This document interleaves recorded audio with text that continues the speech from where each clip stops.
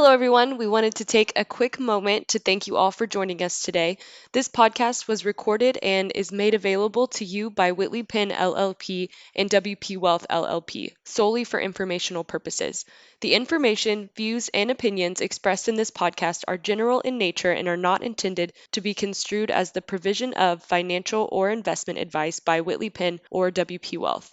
The information discussed in this podcast is accurate as of the day it was recorded, but may then become outdated over time. Please feel free to contact us if you have any questions, comments, or concerns in regard to the content presented. Thank you again for tuning in, and we hope you enjoy this episode.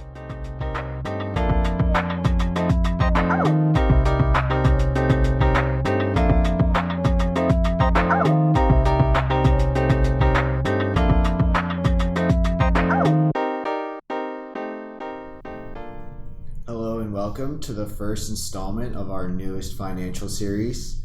My name is Brandon Russ, and I'm an associate advisor here at Whitley Penn in the WP Wealth Group. Our goal for this series is to bring awareness to the importance of financial literacy for young people. I'm joined today by my colleague Bree Miller, and we're going to cover an overview of what financial literacy is. Bree is a manager in the Wealth Group. Bree, how's it going today? I'm good. Thanks so much for having me. So, Bree, what is financial literacy and why is it important? First, I think this is a really great topic to start your series off on. And I know you're looking to kind of build on the components of financial literacy throughout the series. But, financial literacy is so important. So, financial literacy is the education and understanding of different financial topics related to personal finance and money. And it's the ability to use knowledge and skills to manage financial resources effectively.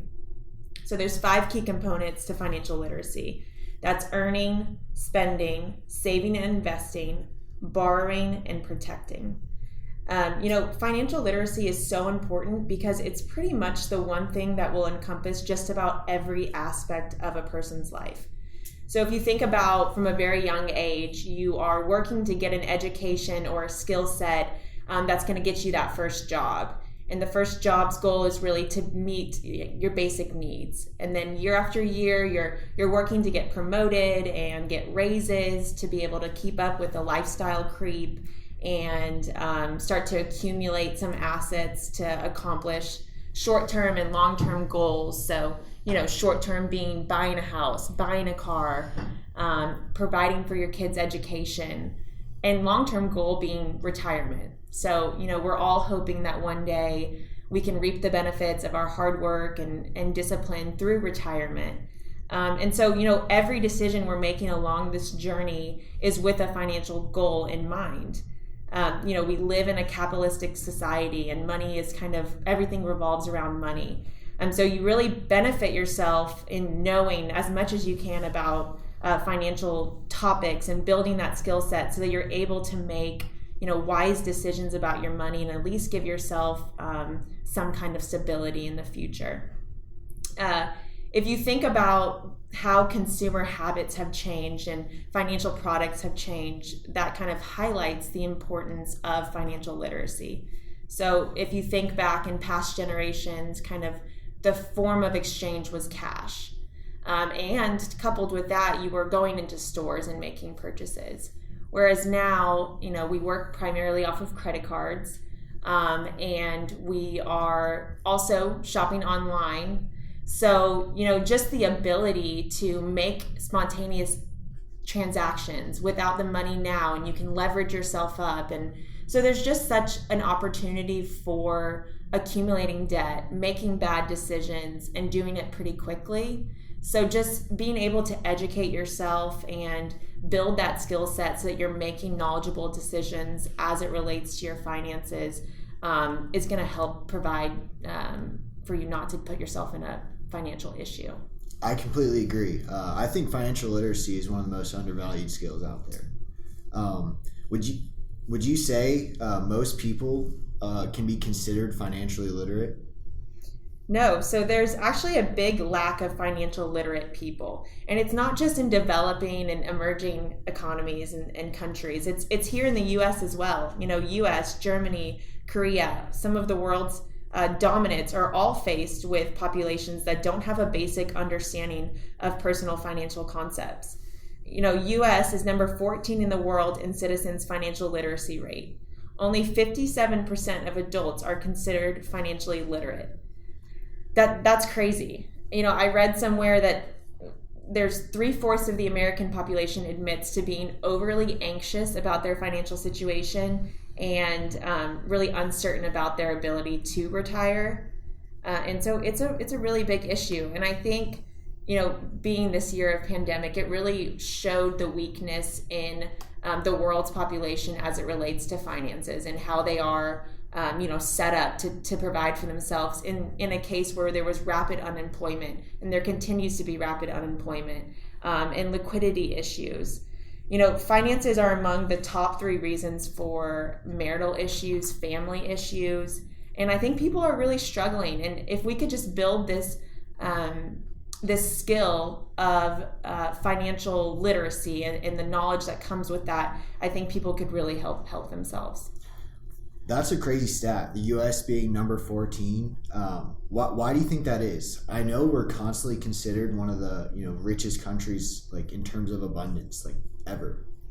Yeah, and on paper we are, but there's a significant wealth gap, and it's really partially due or primarily due to financial illiteracy.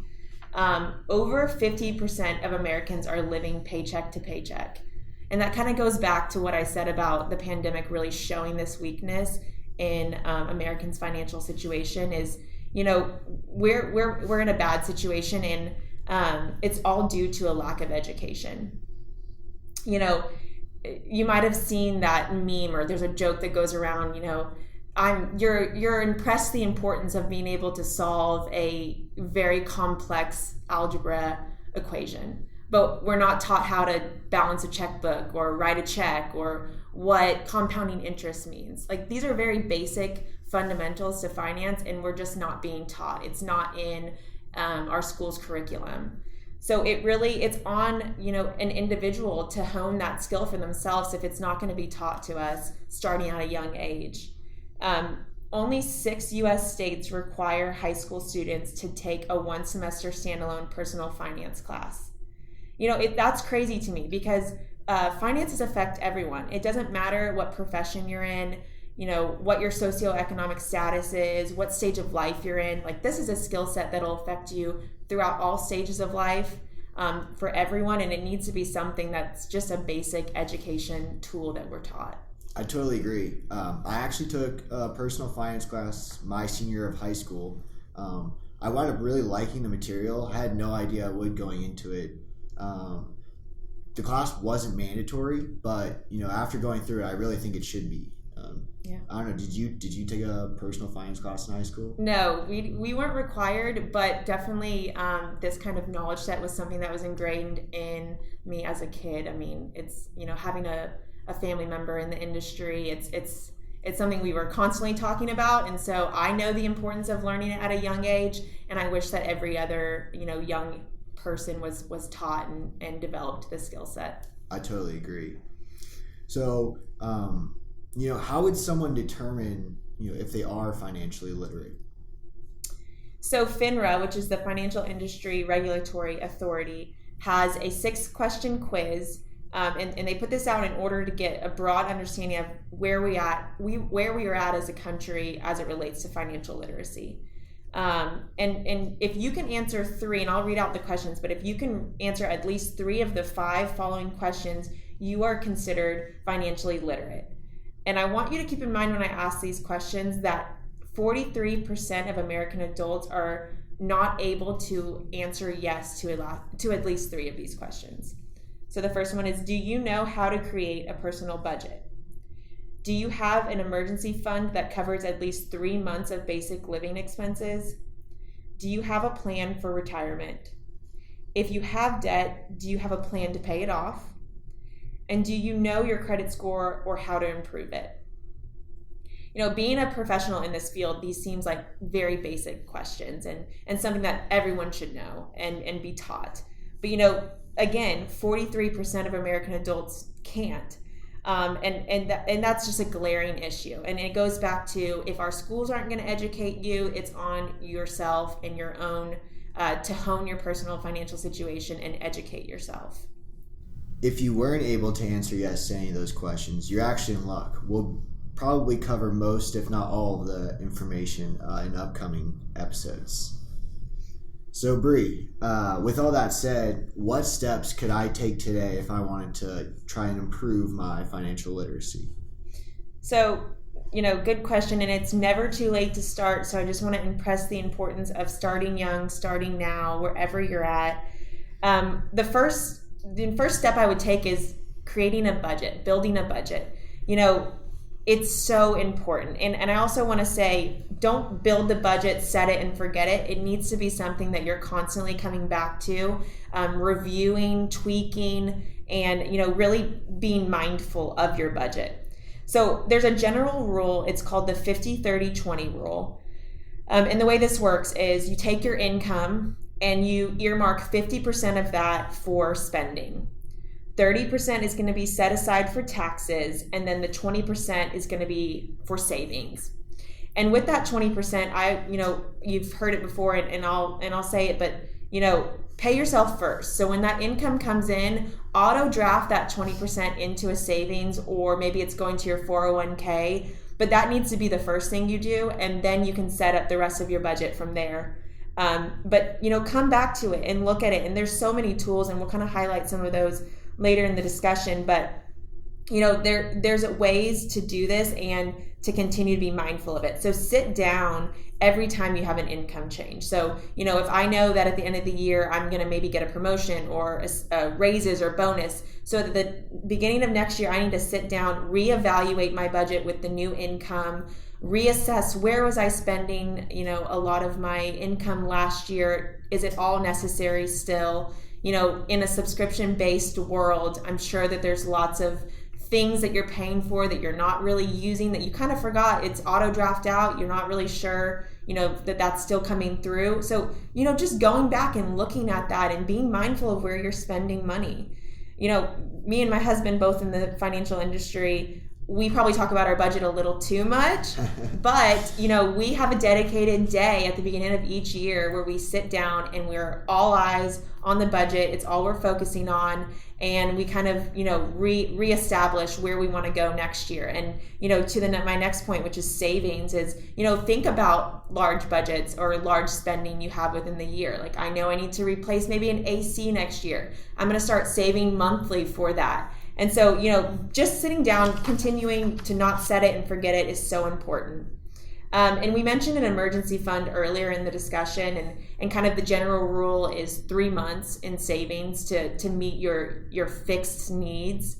And I'll say that's a general rule. So assess that based on your individual basis. If you're a 2-earning family, then maybe 3 months is perfect, because if one person's out of work, it's unlikely that the other one will be as well. So maybe you can thin your emergency fund a bit. But if you're a 1-earning family and your family's needs is met by your one income stream, then maybe you need to earmark 6 or 9 months to your emergency fund. So kind of taking that 3-month general rule and building upon that for your individual situation. And then reviewing your pay stubs. We're going to work every day to earn a living, and yet the fact that things are so auto draft, a lot of people aren't even looking at when they're getting paid during each pay period. Know what you're earning, know what's going to taxes, know what's going to your health benefits. Are you paying for something you're not even using within your health benefits? So just being mindful of that pay stub. If you see it come in one month, it's different than the rest, then follow up on that and just be mindful. And then know the terms of your loans. Know the term for paying it off. Is it a 30-year, a 15-year? What is the interest rate being assessed on the loan? With my payments, what percentage is going to interest versus principal? Am I ever really going to make a dent in principal if it's all going to interest? And so maybe looking at adjusting those payment structures. And then knowing your other options. So what are my refinance options? What are the costs associated with doing that? Does it make sense to pull in those extra costs? Is it worth the benefit there? So, really being mindful of the kind of debt and financial products that you're signing up for and investing in is so important. One thing I do want to add back to building your budget in an emergency fund is being more conservative than you need to be is always a key thing. It's better to be more conservative than to be a little looser on it and potentially overshoot your goals. Right. That's very true. So those are some places you can start. But if there's any parents listening, we talked about the lack of education in the school system for this. So it's really on you to educate your kids. April is the financial literacy month. There's tons of organizations and educational tools and games and books that you can give your kids to help develop this skill, because the younger you start, the better experience they're going to be able to create for themselves, a financial experience. Yes, parents, this is huge, and we really want to stress that the earlier is the better. I've actually been in a meeting with clients, and they told us a story of how when their children do chores, they receive an allowance, and the allowance is actually taxed by their parents. So kind of quirky, but I mean, if they're not learning it at school, then you have to learn it at home. So these kids aren't even in kindergarten yet, but I guess start them early, right? Wow, that's a really good example. I'm sure the kids don't enjoy that much, but one day they'll appreciate it for sure. I wonder if they have to file a tax return at the end of the year with their parents. Yeah. Yes, I wonder if TurboTax has the ability to do that for them. All right, so Bree, are there any financial literacy resources or tools or anything like that you can recommend or you yourself have found helpful over the years? Oh my gosh, there's so many. So as it relates to budgeting, there's great platforms out there for building your budget. Mint, I personally use YNAB, which stands for You Need a Budget. It allows you to, and Mint does as well, so it allows you to link in all of your bank accounts, your credit cards, your debit cards, pull in live transaction data, and then you can take those transactions and kind of segregate them to certain spending buckets. And then at the end of each month, you can kind of look and see, what percentage of my spending was going towards food or entertainment. So it just allows you to get a big picture of where your spending habits are at, and create goals within those platforms. And but again, don't set it and forget it. This needs to be a tool that you're tracking monthly, if not more, so that it's really used effectively. You can compare month to month with Mint and YNAB, right? Yeah. You can compare month to month, and if you do overspend, you have to reallocate your budget into other buckets, and so it kind of makes you it's almost like it's scolding you a bit, which sometimes we need, and you have to be very aware of your overspending, and so it's a great tool. I really like it. For your credit score, Credit Karma, so knowing where your credit score is, what kind of transactions affect your credit score, what's a good transaction in the eyes of your credit score versus a bad. So Credit Karma is great. Investing. So there are lots of low fee platforms for the average investor these days. I want to caution, do your due diligence before you make an investment decision. Be a knowledgeable investor. It's so important, but there are tons of options for the retail investor now. Books. So some books that I've enjoyed and we're often, referring out to people are Rich Dad, Poor Dad, Millionaire Next Door, which funny enough was assigned a summer reading in my house when we were all in high school. I had to read it in college as well. Yeah, and it was a dinner time discussion. So I really like that one. It's in great terms for all ages, but Millionaire Next Door, and then Psychology of Money is a great one as well. Some websites for good general information, which I find myself frequently visiting almost every day, is Bankrate, Investopedia, and Student Loan Hero. They lay everything out in very basic terms, really easy to understand, quick and to the point, so they're a great reference point if you come across a term or a a topic that you want to educate yourself on. And then podcasts are huge. I want to encourage you to come back and listen to the rest of this series where Brandon's going to continue to develop some of these topics within financial literacy. But some other great ones are Planet Money, The Money Guy Show, and Bigger Pockets. I don't really know how I feel about you plugging other podcasts on here, but maybe we'll bleep those out later. Podcasters supporting other podcasters. It's very important. All right, Bree. We're just about out of time. Do you have any closing thoughts to wrap this up, though? I just want to re-stress the importance of starting now, starting early. Developing this skill set that's necessary to make wise financial decisions and manage your money effectively. Becoming financially literate is, not easy, but once it's mastered, it can really ease life's burdens tremendously. Well said. I want to thank everyone for tuning in. Please like, comment, subscribe to the Whitley Penn Talks podcast channel, wherever you get your podcast from. Also visit our website at www.WPWealth.com and give us a follow on LinkedIn as well. We'll see you guys soon. Thank you.